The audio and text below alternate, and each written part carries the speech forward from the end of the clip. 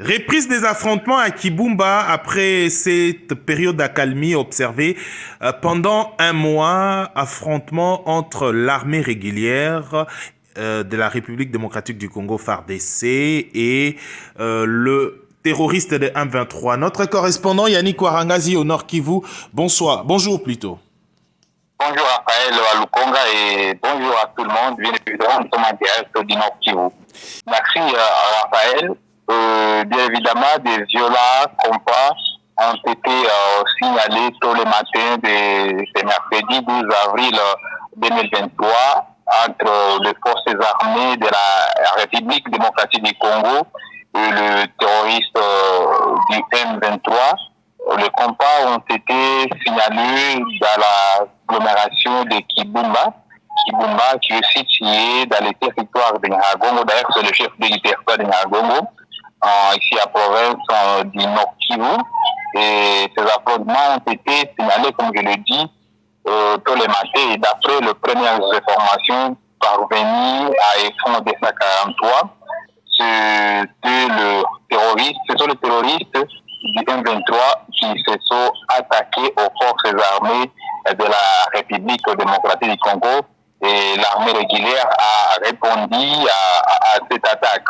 Et il faudra souligner que Kibumba était l'une des premières agglomérations jadis libérées par le M23 et l'agglomération a été contrôlée par les forces de l'EAC, les forces régionales. Et aujourd'hui, nous avons appris qu'il y aurait tout des affrontements, c'est puisque ces mêmes M23, ils sont visibles après qu'ils se sont retirés dans d'autres agglomérations de Massissi et de Rutshuru.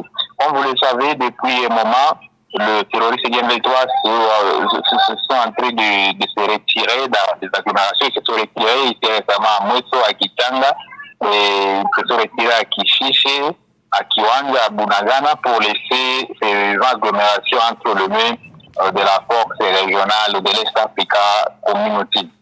Et à ce retirat, ils étaient allés à Kibumba, en attendant de suivre leur cantonnement. Et c'est à Kibumba où ils ont commis encore une fois cet acte qui condamne la société civile, car la société civile a indiqué qu'il y avait des détonations en armes lourdes et légères et tous les matins de suite de cet affrontement. Et voilà donc la cité de Kibumba était réveillée sous cette allure, mais pour le moment la situation est calme, c'est serré. La situation est calme, donc il n'y a pas de quoi s'inquiéter. Et comme j'étais en train de parler de cette question du M23, le M23 qui a attaqué l'armée congolaise pendant qu'il était en train de se retirer, chose qui inquiète au plus haut niveau la société civile des Massissi, plutôt de Nyiragongo et d'autres analystes ici dans la zone, d'autant plus qu'il y avait déjà un moment de cessez-le-feu qui a été observé, comme vous l'avez tantôt souligné, et ça fait déjà presque un mois qu'il n'y a pas d'affrontement entre les deux groupes, donc entre l'armée congolaise et les terroristes du M23. Mais aujourd'hui, ils se sont attaqués à l'armée alors qu'ils sont appelés retrait. Et c'est ce qui a inquiété de plus la société civile, qui avait d'ailleurs alerté sur la présence du M23 à Nyiragongo, alors que le territoire de Nyiragongo était contrôlé par les forces régionales de l'EAC. Ces affrontements interviennent alors que les rebelles ont annoncé donc depuis un certain temps leur retrait, comme je suis en train de le dire.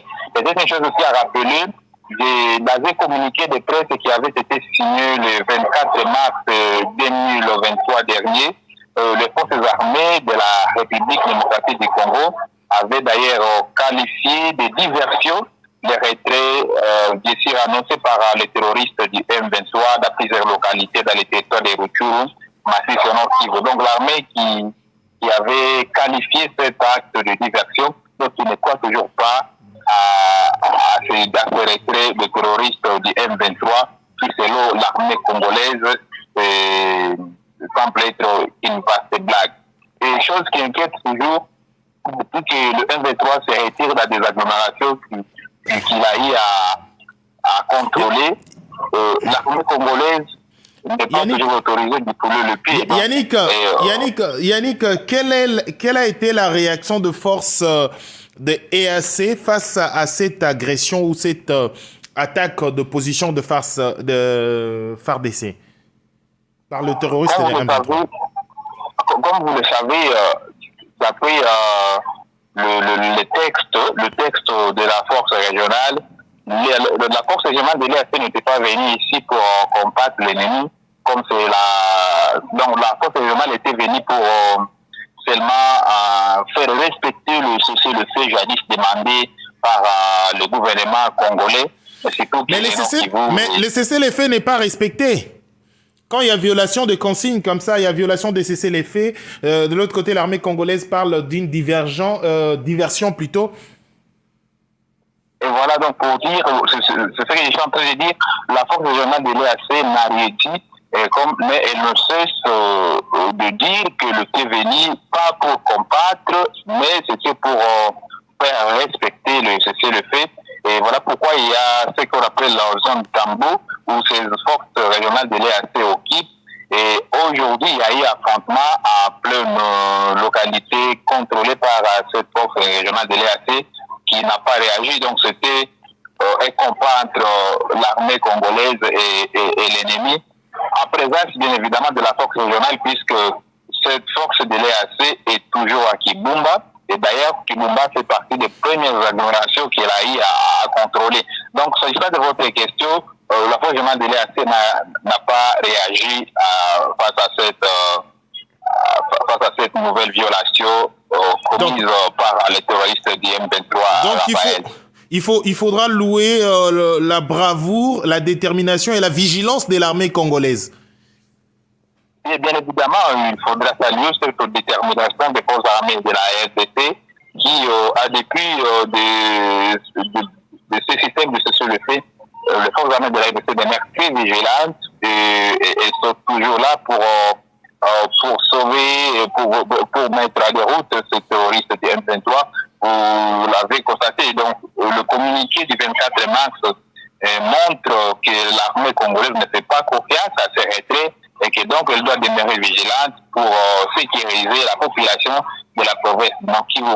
Il y avait la fois dernière certains analystes qui avaient estimé que les terroristes du M23 sont en train de libérer les entités comme Kibumba, un peu comme plutôt Masisi, Mwetso, Kiwanja, pour venir à Kibumba afin de pouvoir se concentrer sur l'attaque de la ville de Goma.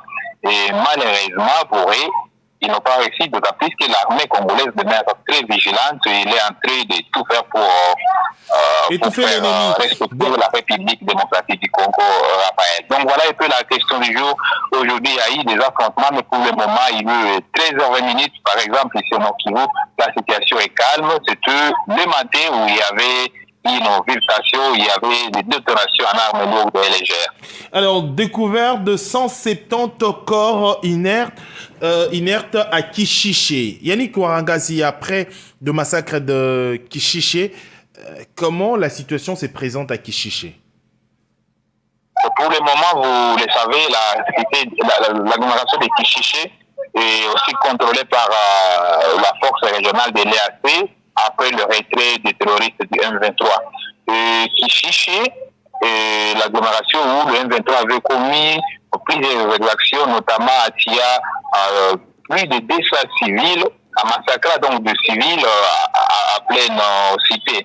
Et Kishiché aujourd'hui contrôlé par l'armée et selon l'investigation menée par nos confrères de France 24, que nous avons suivi nos confrères de France 24, il y a eu découverte de fausses communes dans cette partie de la province du Nord-Kivu et que donc ça montre que plus de 200 personnes là qui avaient été largement abattues par les terroristes du M23. En dépit de cela, il y avait d'autres encore crimes que le M23 était en train de commettre de l'autre côté de Kishiché, et surtout à attirer aussi d'autres personnes. Donc le bilan de ces massacres doit nécessairement augmenter et doit être revu à la hausse après la découverte des fosses communes où il y a eu des centaines de personnes qui ont péri, qui ont été lâchement abattus par ce terroriste du M23 qui était sans conscience et qui avait commis cet acte barbare. Merci Yannick Ouaranga. Si je rappelle que vous êtes à Goma précisément, vous êtes journaliste correspondant de Info 243. Ça n'est fini pour ces duplex. Merci Yannick Ouaranga. Merci aux auditeurs d'Info 243. Au revoir.